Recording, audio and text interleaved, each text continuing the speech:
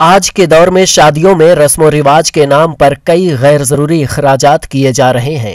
دارالعلوم دیوبند نے اسے غیر اسلامی قرار دیا ہے اور اس سے بچنے کی تلقین کی ہے۔ دارالعلوم دیوبند نے مسلم خواتین کی شادی کی تاریخ دینے کے لیے لال خط کی رسم کو غلط بتایا ہے۔ اس میں کہا گیا ہے کہ یہ رسم غیر مسلموں سے آئی ہے، اس لیے اسے کرنا اور اس میں شامل ہونا جائز نہیں ہے۔ اس کے علاوہ ماما کے لیے دلہن کو گود میں اٹھا کر گاڑی یا ڈولی میں بیٹھانے کی رسم کو بھی ترک کرنے کی نصیحت دی گئی ہے۔ دارالعلوم کے دارالافتاء سے ایک شخص نے تحریری طور پر 3 سوالات پوچھے تھے۔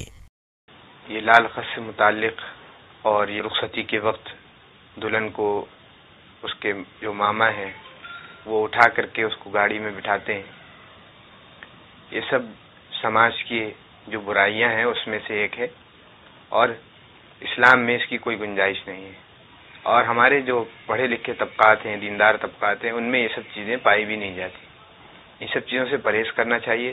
حضور پاک صلی اللہ علیہ وسلم کے فرمودات کے خلاف یہ سب چیزیں ہیں، اسلام کے مزاج کے خلاف یہ سب چیزیں ہیں، اور معاشرے کو پریشانی میں اور دقتوں میں مبتلا کرنے والی یہ سب چیزیں ہیں۔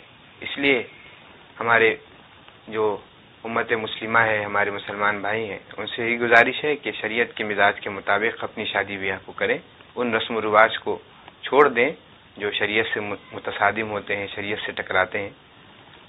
جن چیزوں کی شریعت نے گنجائش دی ہے، شریعت کے دائرے میں رہ کر کے ان چیزوں کو پورا کیا جا سکتا ہے۔